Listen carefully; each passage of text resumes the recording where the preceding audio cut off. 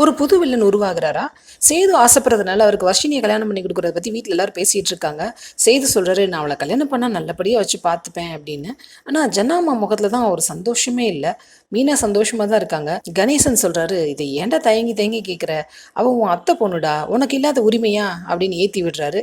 என்னம்மா பார்த்துட்டு அமைதியாக இருக்க, உனக்கு விருப்பம் இல்லையா அப்படின்னு மீனாவை கேட்க, ஐயோ அண்ணே என்னண்ணே, உன் பிள்ளைக்கு என் பொண்ணை கொடுக்குறத விட எனக்கு வேற என்ன சந்தோஷம் அப்படின்னு சொல்கிறாங்க மீனா. பிரகாஷ் கிட்டேயும் கேட்குறாரு அவரும், சேது நல்ல பையன், அவனை மாதிரி ஒரு பையன் எனக்கு மருமகனாக கிடைக்கிறதுக்கு நான் கொடுத்து வச்சிருக்கணும், எனக்கு சம்மதம் அப்படின்னு அவரும் சொல்கிறாரு.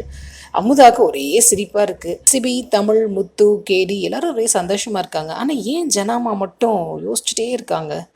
இவங்க எல்லாரும் இதை பேசிகிட்டு இருக்கும்போது கரெக்டாக வர்ஷினி பிரபுவை கையை பிடிச்சி கூப்பிட்டுட்டு வீட்டுக்குள்ளே வர்றாங்க.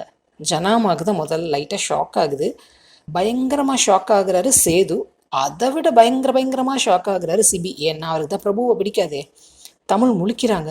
சிபி என்ன செய்வார்? நேராக பிரபு கிட்ட போய் காலரை பிடிச்சி சண்டை போடுவாரா?